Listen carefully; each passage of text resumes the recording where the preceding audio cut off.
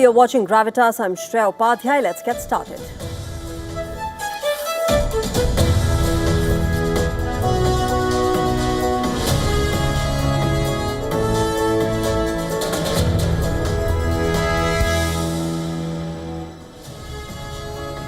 Tonight we get you all about what has now become a center point of the Iran war. The Strait of Hormuz is blocked and it is impacting the entire world one by one.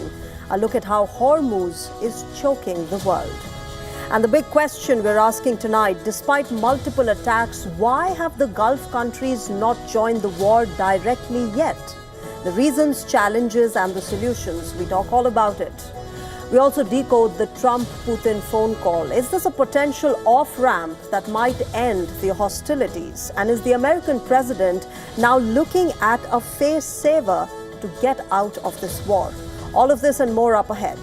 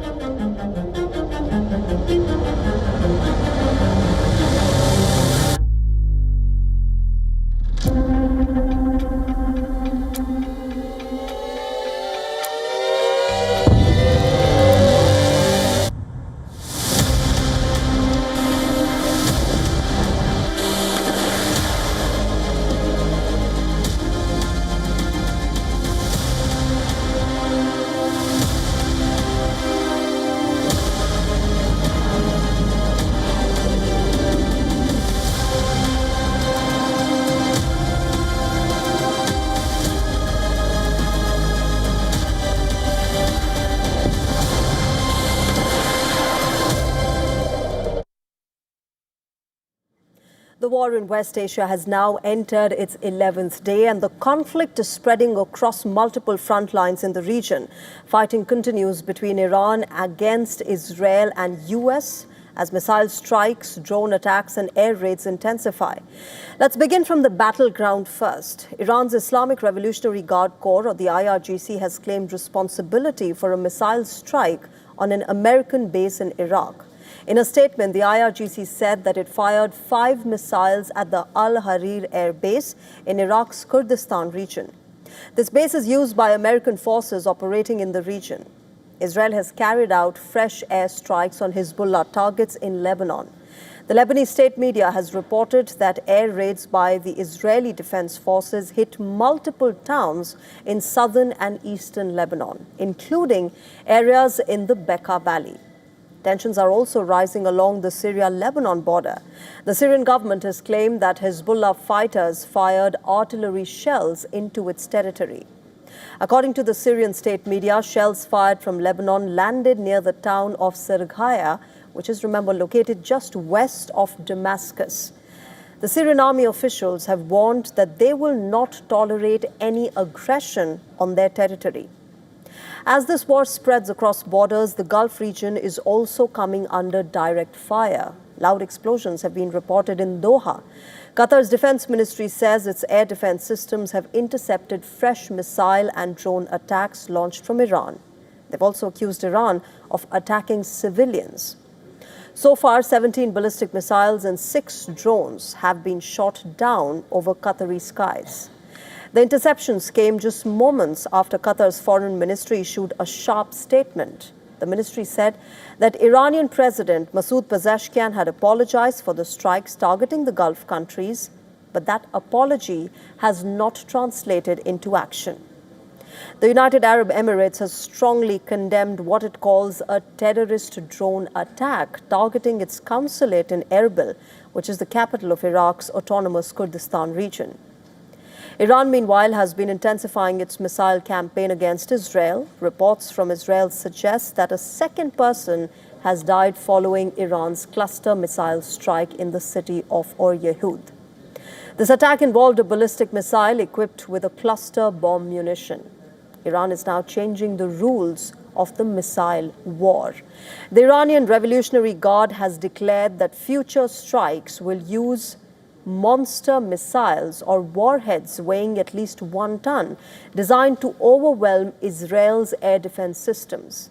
Tehran also claims that it has launched 10 Khyber Shekan missiles toward Tel Aviv, as well as towards the American Fifth Fleet base in Bahrain. Israel has responded with a warning that its military operations against Iran will continue to intensify until the yoke of tyranny is rooted out. As this war escalates, the human cost is also rising rapidly across the region. In Iran, at least 1,345 people have been killed and more than 10,000 have been injured. On the other hand, in Israel, 16 people have been killed with 164 others injured. In Lebanon, meanwhile, 486 people have been killed and over 1,300 have been injured in the fighting. Among American forces, 7 personnel have been killed and 5 others have been injured. These figures continue to rise as the conflict spreads across multiple countries. The escalation has been raising concerns about the strain on military resources as well. According to American officials, the Pentagon used up nearly $5.6 billion worth of munitions in just the first 2 days of its military assault on Iran.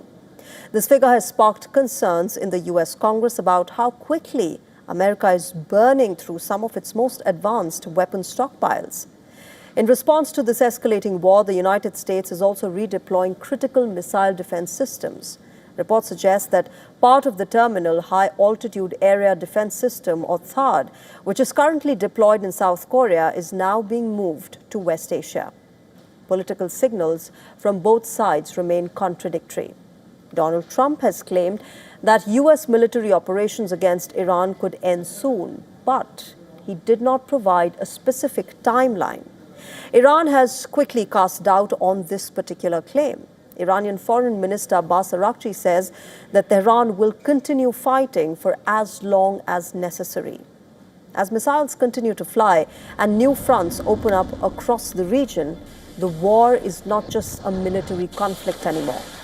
The Strait of Hormuz, which is one of the world's most critical energy choke points, is now emerging as a major flashpoint.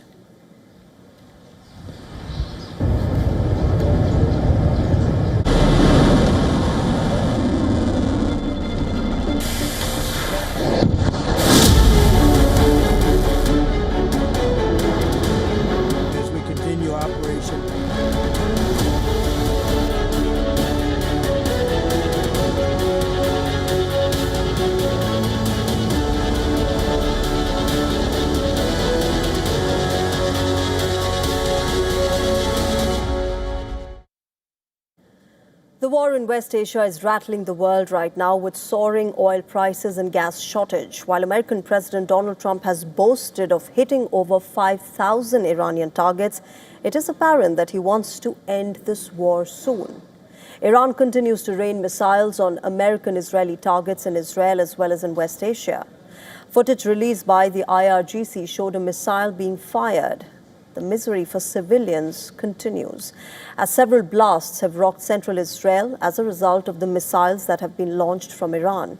At least one person has lost his life, while another was seriously injured by shrapnel. With Iran's continued resistance, Donald Trump threw up a surprise while addressing the House Republicans. He dubbed the war a short excursion and announced that it will end very soon. A lot of work. A lot of brilliant work, but we're going to have a much safer world as soon as it's finished, and it's going to be finished pretty quickly. At the same time, the U.S. president let enough room open for interpretation. He told the Republicans, and I quote, "We have already won in many ways, but we haven't won enough." Addressing a press conference later, Trump added that the United States is going to go further into this conflict. We could call it a tremendous success right now as we leave here, I could call it, or we could go further, and we're going to go further. But the big risk on that war has been over for 3 days. We wiped them out in the first 2 days. Now, his conflicting versions are seen as a bid to claim success in the war as well as reassure global markets, which have crashed owing to the energy crisis. As per reports, Trump's advisors have encouraged him to articulate a plan to extract U.S. from the war and make the case that the military has largely achieved its objectives. The American president has also reportedly been briefed about recent opinion polls which show that most Americans oppose this war. Now, this matters a lot as rising prices of commodities can become an election issue as well for the Republicans in the midterm elections scheduled in November this year. Trump's anxiety about the energy crisis came to the fore when he declared that oil-related sanctions on some countries will be waived off to reduce the prices. The U.S. has given Indian refiners a 30-day waiver already to purchase Russian oil. On the other hand, Tehran is in no mood to relent. The IRGC has stressed that Iran will determine the end of this war. In fact, they added that it would not allow the export of 1 liter of oil from the region if the U.S. and Israeli attacks continued. In response, Trump and the U.S. Secretary of War, Pete Hegseth, threatened to hit Iran 20 times harder than what they have been hit by so far. Saying if Iran does anything to stop the flow of oil within the Strait of Hormuz, they will be hit by the United States of America 20 times harder than they have been hit thus far. Israeli Prime Minister Benjamin Netanyahu, though, seems to have different ideas about the future of the war. He stressed that his country is not done yet and still expressed hope about regime change. Our aspiration is to bring the Iranian people to cast off the yoke of tyranny. Ultimately, it depends on them. But there is no doubt that with the actions taken so far, we are breaking their bones, and we are not done yet. With Donald Trump again reiterating that he's willing to talk with Iran, it is now apparent that he wants a way out. The question, however, remains whether Netanyahu will allow America and Trump to exit this war so quickly. Day 11 of the US-Israel war on Iran, and the stakes just jumped dramatically. As American and Israeli strikes intensify, Tehran says it is changing the rules of the missile war. Iran's Revolutionary Guard now vows to launch only monster missiles, warheads weighing at least 1 ton, designed to overwhelm defenses. Our next report brings you more details.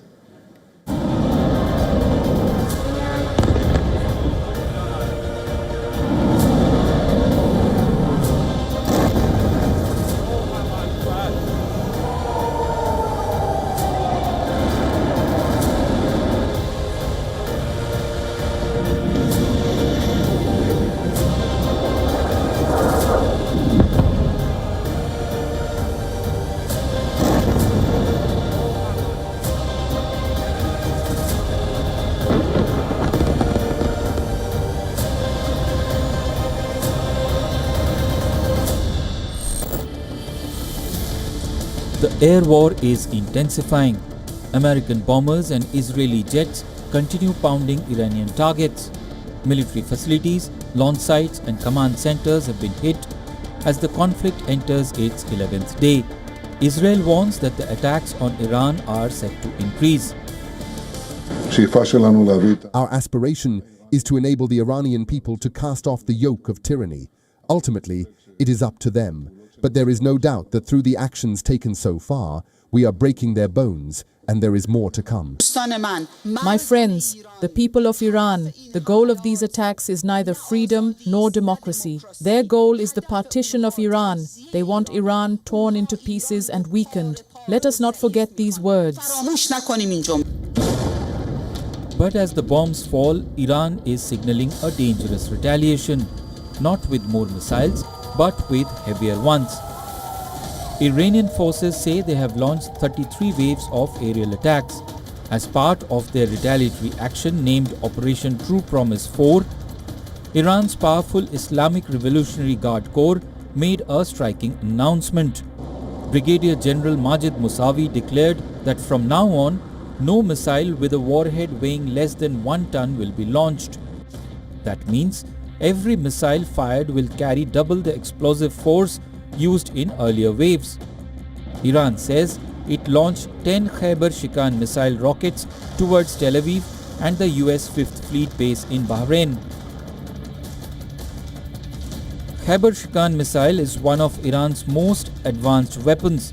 Solid fuel, road mobile, launch ready within minutes.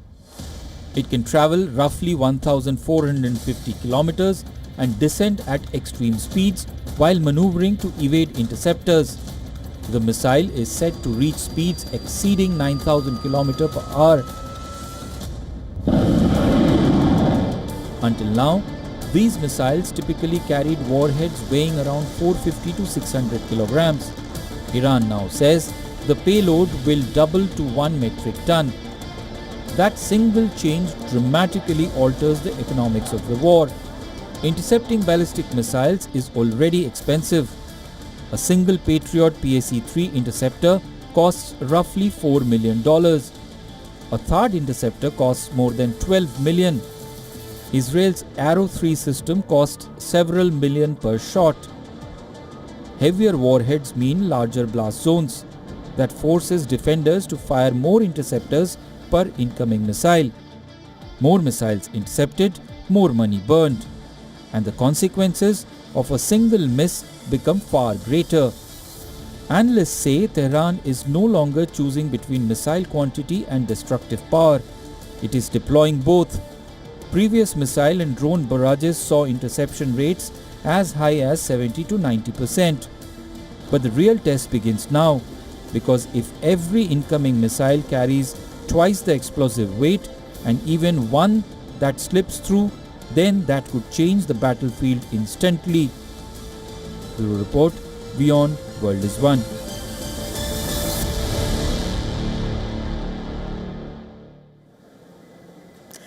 Well, we've been talking about the Strait of Hormuz. It is one of the most critical energy choke points in the world, and any disruption here can send shockwaves through the global economy, as we are seeing at the moment.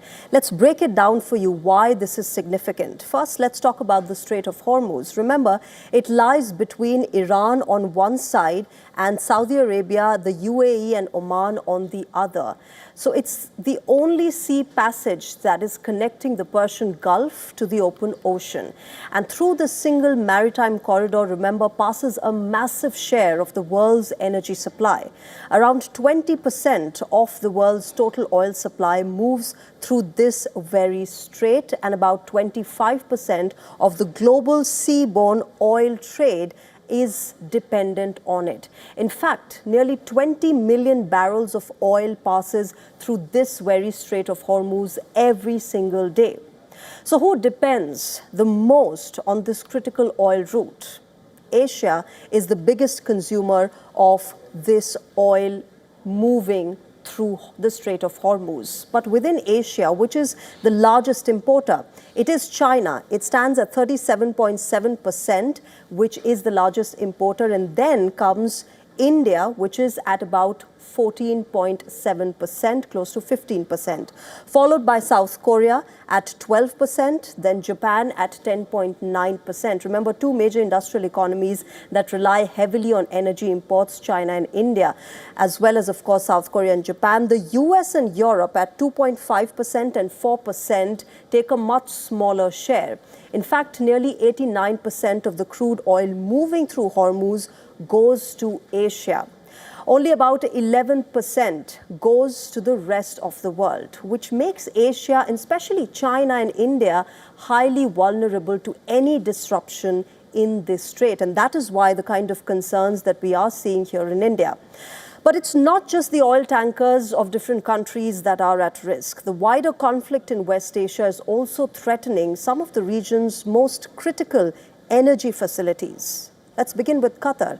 The Ras Laffan LNG terminal has been shut down after a drone strike here in Qatar in this very facility. This is, remember, the world's largest LNG export hub, and Qatar accounts for roughly 20% of the global LNG supply. Shifting our focus to Saudi Arabia, where the Ras Tanura port, this very refinery has been impacted. It is one of the kingdom's key oil export hubs. It was temporarily shut following a drone impact and a fire. Oil infrastructure in the UAE has been affected as well at the Fujairah oil terminal in the country, with disruptions reported at this very terminal. Remember, this is a key route that is used to bypass the Strait of Hormuz. Meanwhile, Israel has shut down production at the Leviathan gas field as well due to security risks. But Bahrain, remember, in Bahrain, the Bapco refinery has been affected. It has halted operations after a missile strike disrupted fuel supplies. Now remember, if shipping through the Strait of Hormuz is disrupted, the consequences will go far beyond just oil because it serves as a vital route for global trade as well. It is a major corridor for global LNG supplies as well, with roughly 20% of the world's liquefied natural gas trade passing through this very strait. At the same time, the Gulf region exports massive volumes of petrochemicals, plastic feedstocks, fertilizers, refined fuels, as well as industrial chemicals. They're all of them relying on this very shipping route.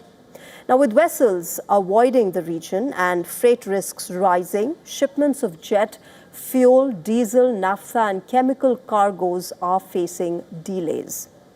Remember, every dry bulk commodities, including coal and steel, are seeing disruption as the shipping companies steer clear of this entire conflict zone. The result is a widening supply shock that is ripping through multiple industries. And that is exactly why governments and markets around the world are watching this region very, very closely.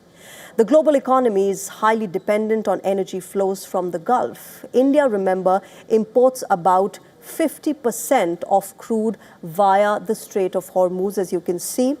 This is why India is very concerned. Next up is Japan. It imports 75% of the oil from the Gulf. It is dependent on the Gulf region for 75% of its oil imports.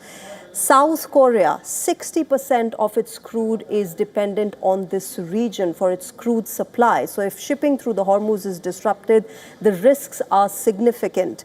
And the energy import bills could rise sharply as well. There are concerns around the world on that. Global inflation pressures could increase. Supply chains and manufacturing industries could face serious disruptions as well.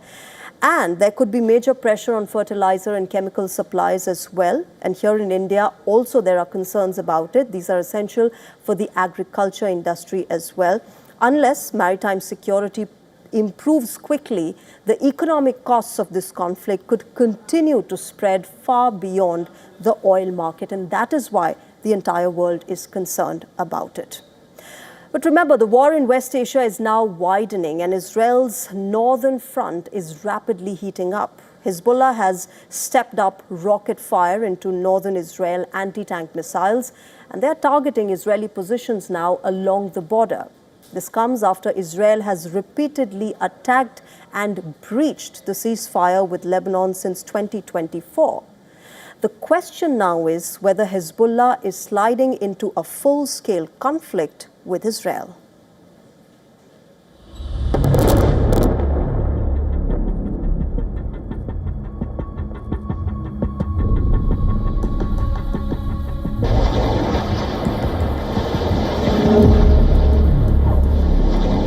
Rockets continue to rain down on northern Israel, and the Israeli military now believes Hezbollah is preparing for a prolonged campaign.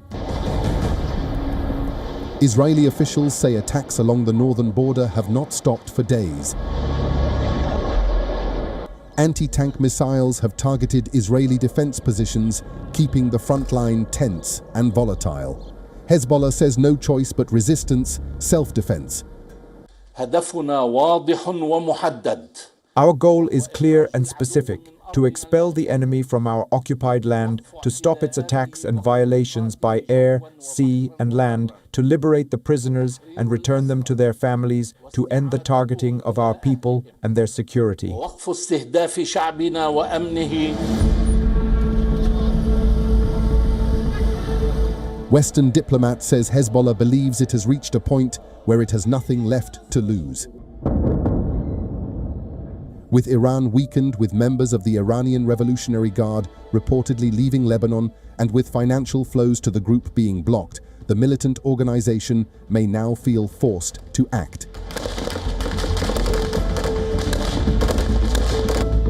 Hezbollah? Israeli officials believe Hezbollah is trying to send two messages. First, to deter the Lebanese government from taking action against it, and second, to pressure Israel into withdrawing from military positions inside Lebanese territory. But Israel is signaling that it will not back down. From this point, we certainly must not only refrain from withdrawing in the face of Hezbollah, but take advantage of the opportunity, as you say, to strike it. We are striking it, and we will strike it. We shall not give details about it now. Prepare the operational plans in order to strike and exact a price from it and thwart its capabilities.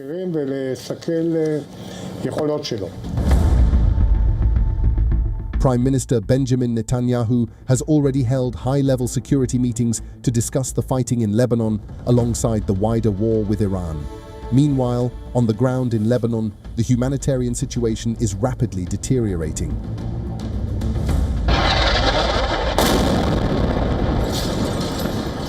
An Israeli strike hit near the southern city of Tyre. The Israeli escalation has triggered a massive wave of displacement.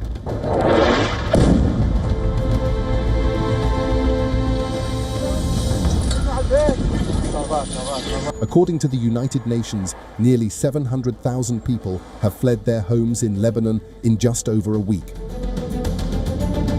More than 100,000 people left their homes in just the last 24 hours alone.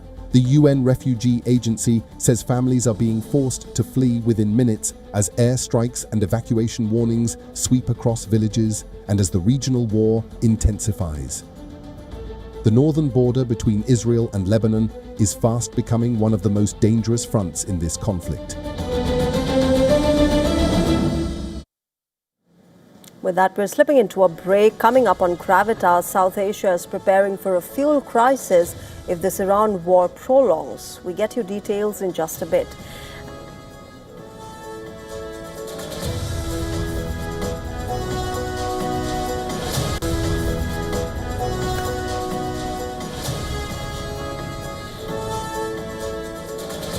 And a new study shows that recreational drugs double the risk of a stroke. More on this on the other side of the break.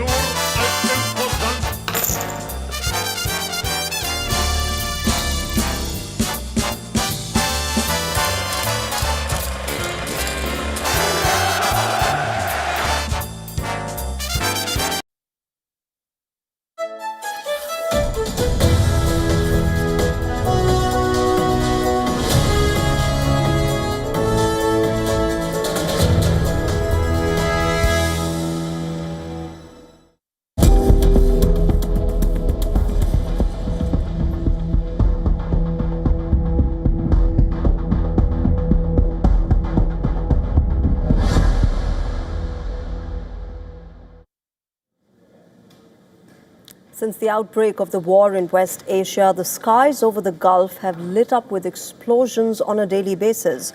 Missiles, drones, they all can be seen flying overhead, even as air defense systems fire back. But here's the big question.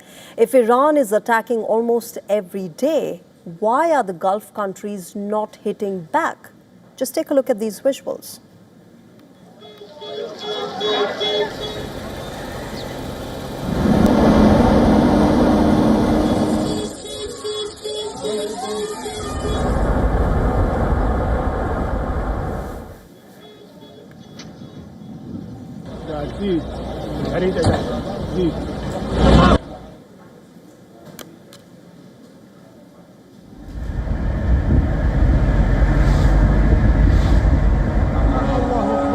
Straight to the airport.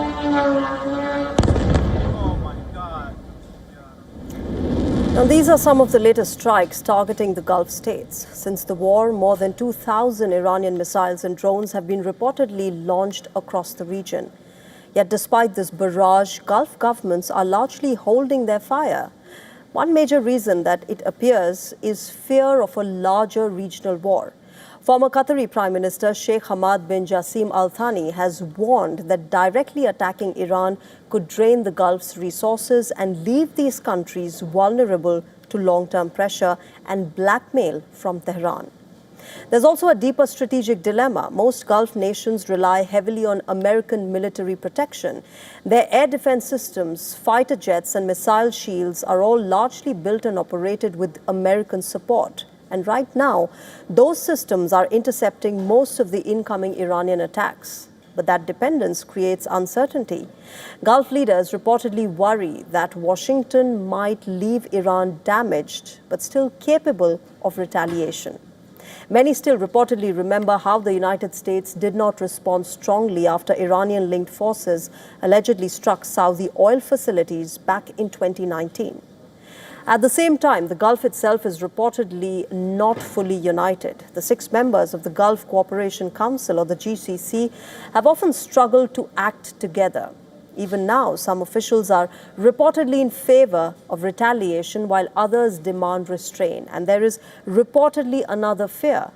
What happens after this war ends? Iran could remain under heavy sanctions.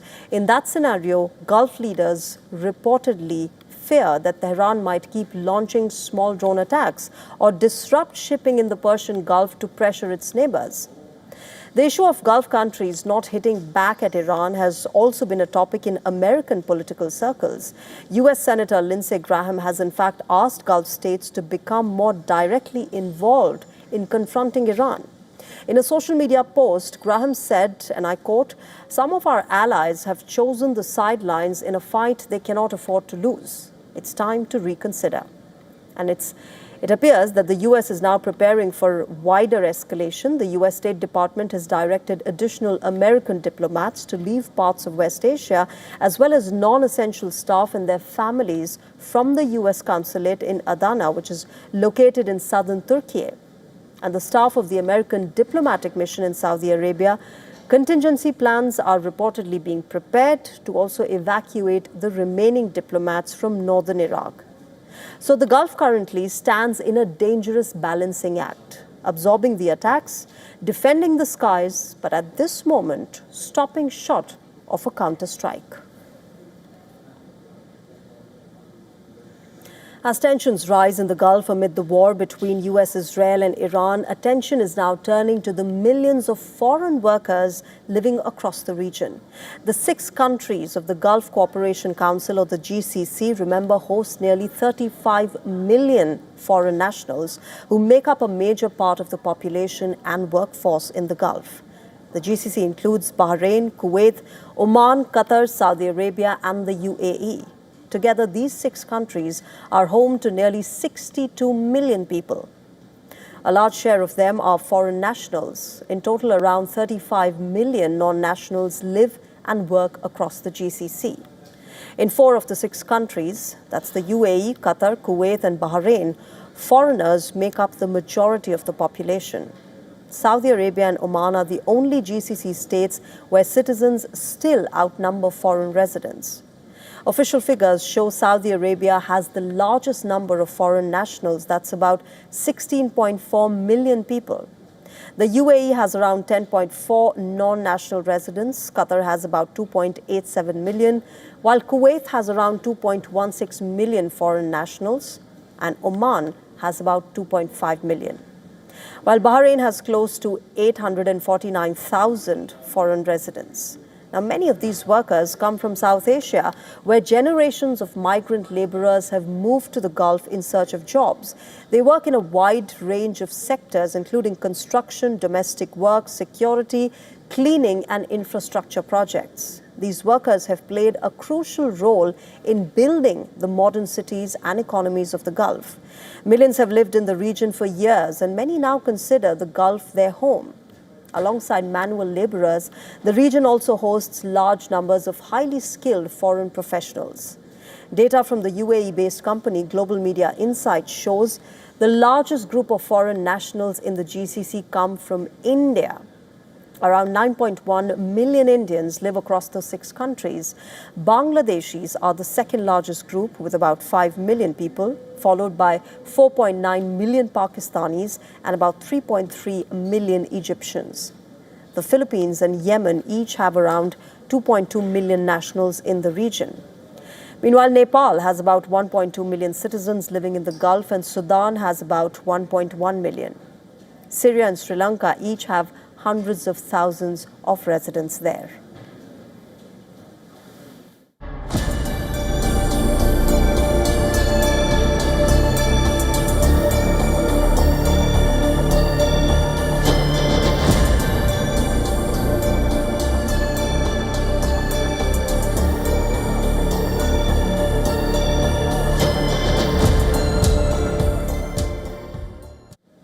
Authorities in the United States are reportedly investigating intercepted encrypted communications believed to have originated in Iran, according to a U.S. federal government alert reportedly sent to law enforcement agencies.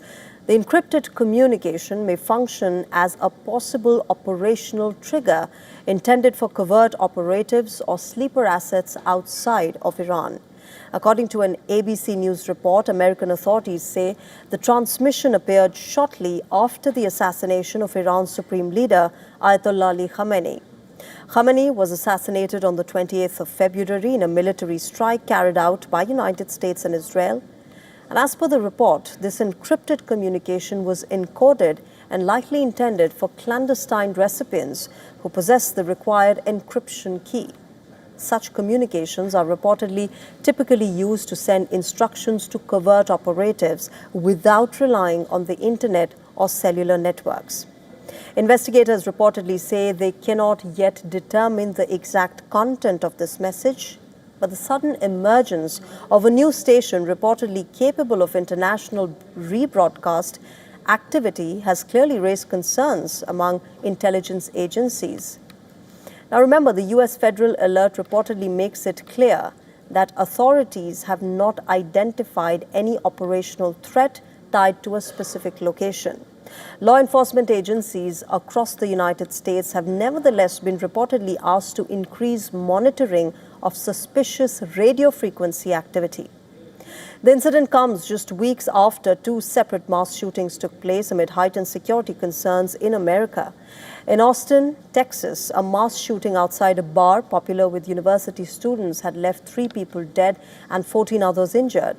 This incident happened just one day after the U.S. Department of Homeland Security warned about the possibility of lone wolf attacks and cyber threats amid the tensions involving Iran. While another shooting took place in Cincinnati, Ohio, in which at least 9 people were wounded after gunfire broke out inside a nightclub. Now remember, there is currently no confirmed link between these attacks and Iran.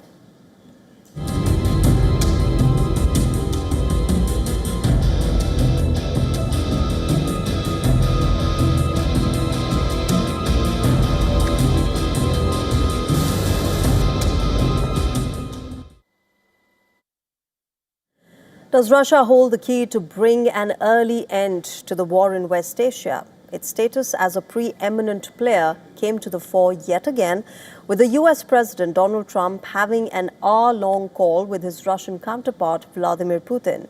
This marked the first conversation between the two leaders in 2026. While Trump claimed that Putin wants to be helpful, Kremlin went a step further. It affirmed that Putin is ready to mediate in the Iran conflict. As per Russia, Vladimir Putin outlined a number of ideas aimed at resolving the Iran conflict as quickly as possible through political and diplomatic means. The Russian president set out a number of considerations aimed at the swift political and diplomatic settlement of the Iran conflict, taking into account the contacts held with leaders of the Persian Gulf states, with Iran's President Pezeshkian, and with the heads of several other countries. In turn, the U.S. president gave his assessment of developments in the context of the ongoing U.S.-Israeli operation. This call assumes special significance as it comes barely a day after Putin expressed unwavering support to Iran's newly elected supreme leader, Ayatollah Mojtaba Khamenei. But this is not all. US has chosen to involve Russia despite reports indicating that Moscow provided intelligence to Iran, helping it potentially locate American warships, aircraft and other assets in West Asia. So far, Donald Trump has made light of this allegation, saying that even if Moscow is giving information, it is not helping Tehran much. Now, why is Russia's role so significant? At a time when oil prices have remained highly volatile, almost reaching $120 per barrel a day, earlier Russia becomes vital, remember, to ensure the stability of oil prices. And this is because it is the third largest oil producer in the world and accounts for about 11% of the world's crude oil supplies. Remember, Russia, along with Iran and Venezuela, are the world's top producers of heavy crude oil, and that is exported to many countries to be processed by their refineries. With growing supply chain disruptions due to tensions in the Strait of Hormuz, oil refineries designed to process heavy crude oil may just have to largely rely on Moscow now. For instance, US has given a 30-day waiver to Indian refiners to purchase Russian oil. Putin is seeing a golden opportunity here to woo Europe as well in the wake of this crisis. He's held a meeting to discuss the state of the global energy markets and expressed willingness to supply oil and gas to European countries, providing that they're willing to work with Russia. If European companies and European buyers suddenly decide to reorient themselves and offer us long-term, stable cooperation, free of political considerations, then of course, we have never refused. We are ready to work with the Europeans. But we need some signals from them that they are ready and also willing to work with us and will ensure that stability and reliability. With Donald Trump announcing that US may remove oil-related sanctions from certain countries, the European Union has described Russia as the only winner in this war. It still continues to oppose removing sanctions on Russian oil. So far, there is only one winner in this war, Russia. It steadily undermines Ukraine's position by flouting international law. It gains new resources to finance its war against Ukraine as energy prices rise.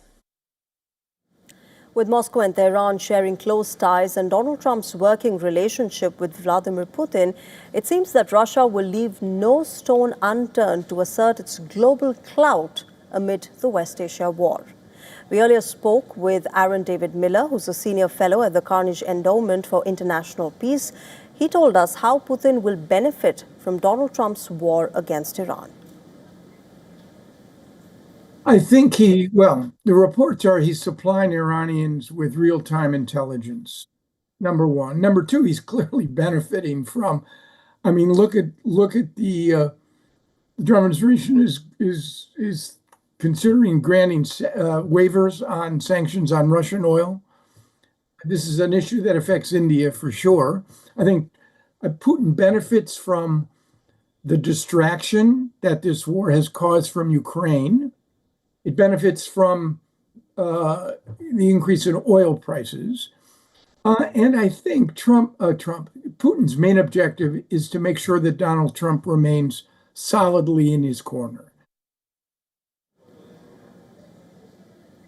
As global oil prices surged past $100 per barrel, a ripple of concern spread across India. People are forming long queues outside LPG or cooking gas distribution centers as households braced for potential shortages.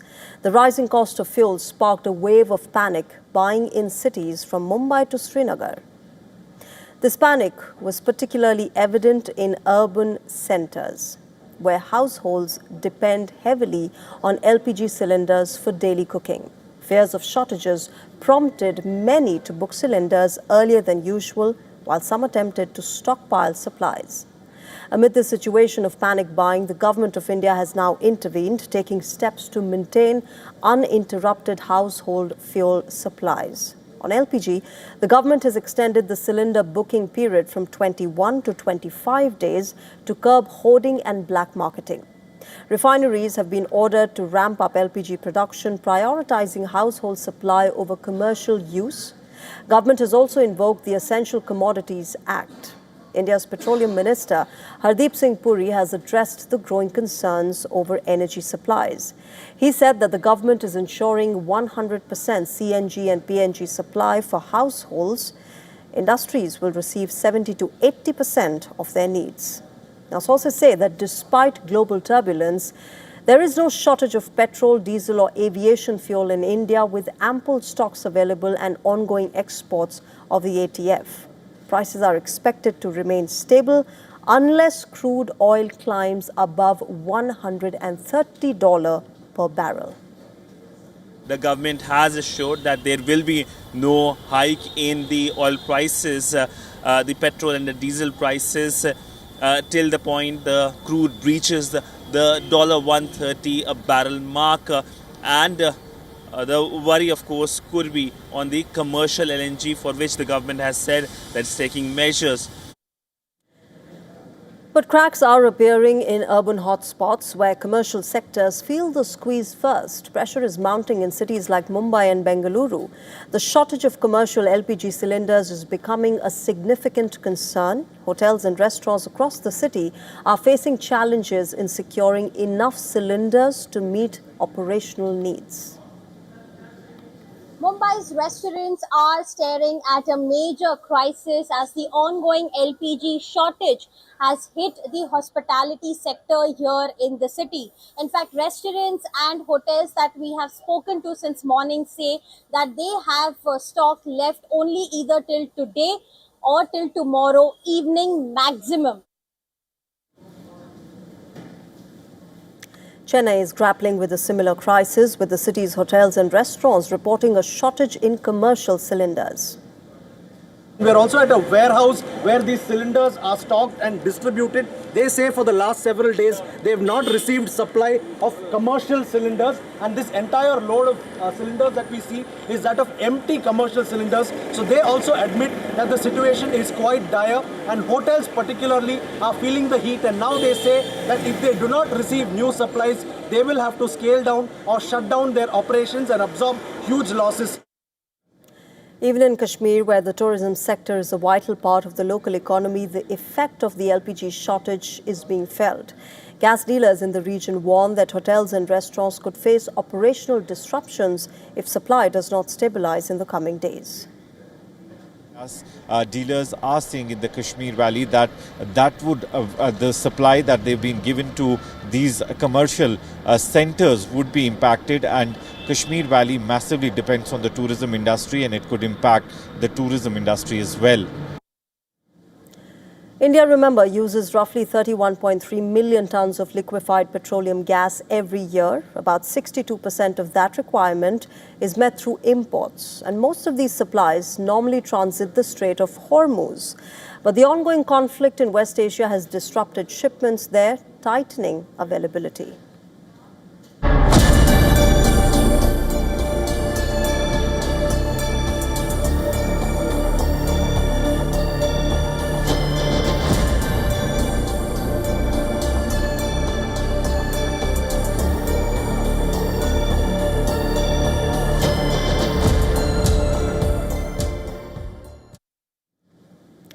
With crude oil prices surging, a level the world has not seen since 2022.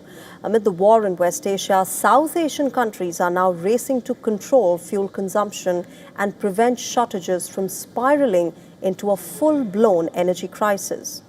In Pakistan, Prime Minister Shehbaz Sharif has announced multiple austerity measures aimed at conserving fuel and stabilizing supplies.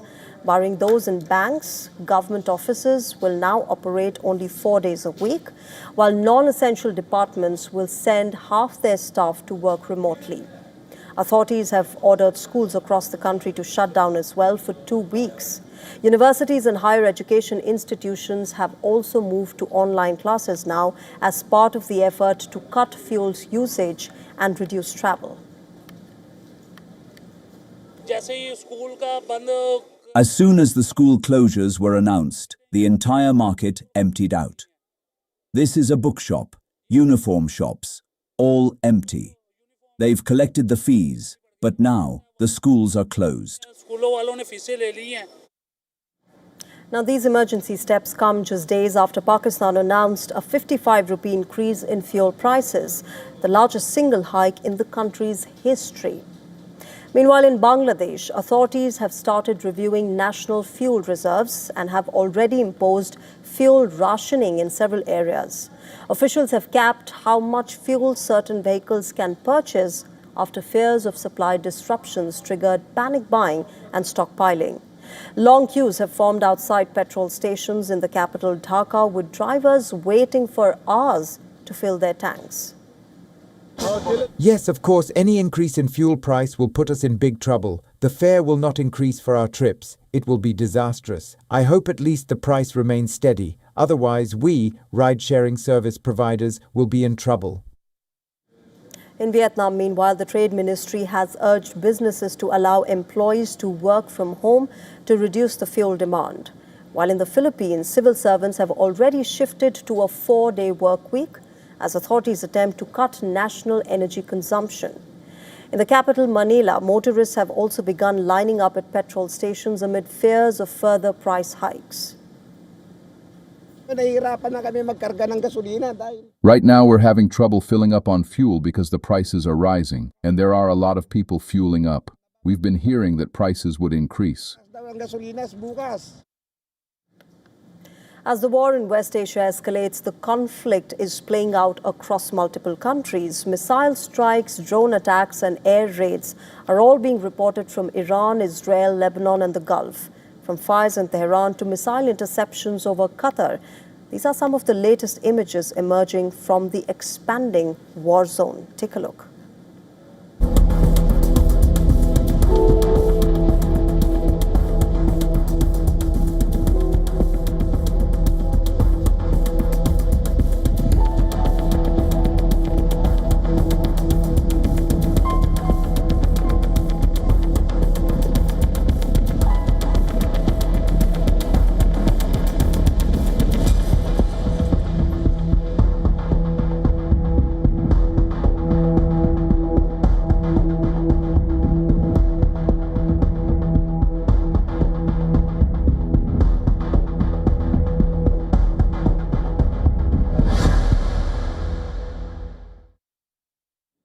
Where does the secret to a sharper mind lie? What if I told you it is inside your daily workout?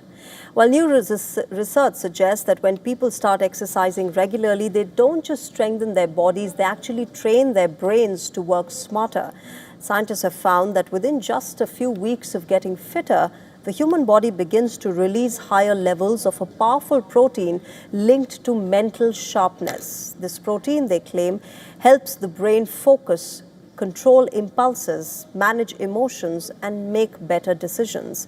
Researchers from the University College London followed a group of adults aged between 18 and 55 who they said were mostly inactive and split them into two groups. Some of them continued their normal routine, while the other group began a structured fitness program, cycling 3 times a week, along with basic strength exercises like push-ups and squats. 3 months later, the results came out. Those who exercised regularly, researchers claim, became fitter, and after even a short 15-minute workout, their bodies released far more of a brain-boosting protein known as BDNF. This protein, researchers claim, acts like a natural fertilizer for our brains. It helps the nerve cells grow and build stronger connections. The foundation of learning, memory, and mental health is right here. But here's the most surprising finding. As BDNF levels increased, the brain actually used less energy while completing attention and decision-making tasks.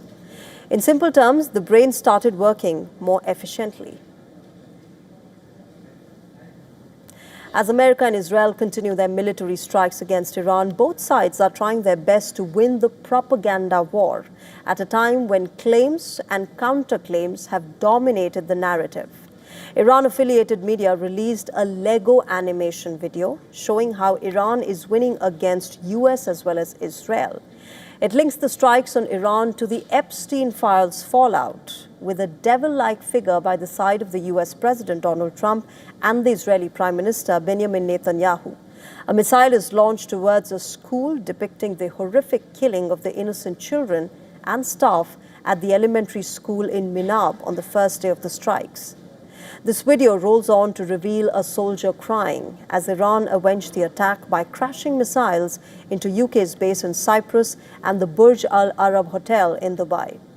It also shows people ducking for cover as sirens are sounded in Israel. But that's not all. A figure resembling Netanyahu is seen taking shelter in a bunker, as you can see in the visuals. It then goes on to show Iran closing the Strait of Hormuz, thereby triggering a rise in oil prices, showing several American soldiers being killed in the strikes. The video ends by saying that it was made in remembrance of the students who were killed in the strike at the elementary school in Minab. But now, remember, this is not the first time such a video has been released. Earlier, the White House came up with a video mixing clips of Hollywood classics such as Superman, Iron Man, Transformers, and Deadpool with footage of its own strikes against Iran to showcase its achievement on the war front. Earlier in the day, blasts rocked Tehran and the Iranian capital was shrouded in columns of smoke. So far, the US has hit over 5,000 targets in Iran. Well, with that, it's a wrap on this edition of Gravitas. But as always, we will keep getting you news and analysis from across the world, as well as the latest developments from the West Asia conflict. Thank you very much for joining us tonight. Bye-bye. Good night.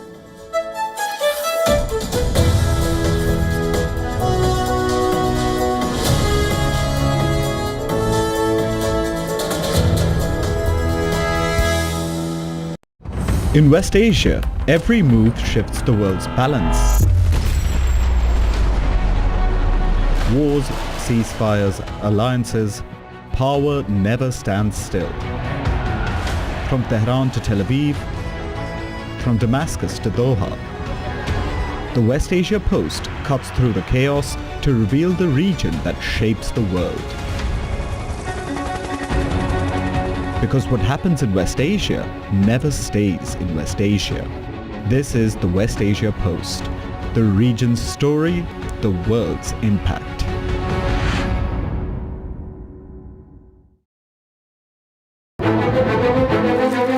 In-depth coverage of global issues broken down into facts, figures, and simple words.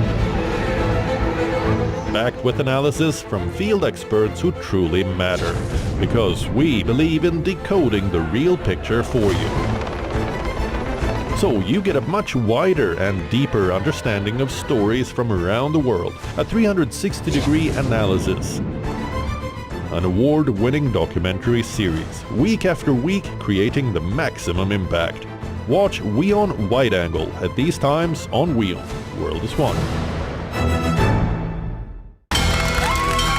From the bustling trading floors of Wall Street to the vibrant exchanges of Asian stock markets, WION breaks it down for you to make sense of what's happening, as we reveal the key factors behind events, strategic battles, and the game-changing business decisions that shape the world. We bring you all of this and more on World Business Watch. NATO is that in an ever-changing, fast-paced world, identifying the pulse of global happenings is important. Because it is the pulse that truly measures the real nature of world events. It monitors the shifting geopolitical landscapes and anticipates what lies ahead. At WION World Pulse 2026, we tap into the heartbeat of events that matter to you and to the world. 7 pulsating themes, 100 plus thought leaders, 1 dynamic platform, WION World Pulse. The rhythm of the new world order.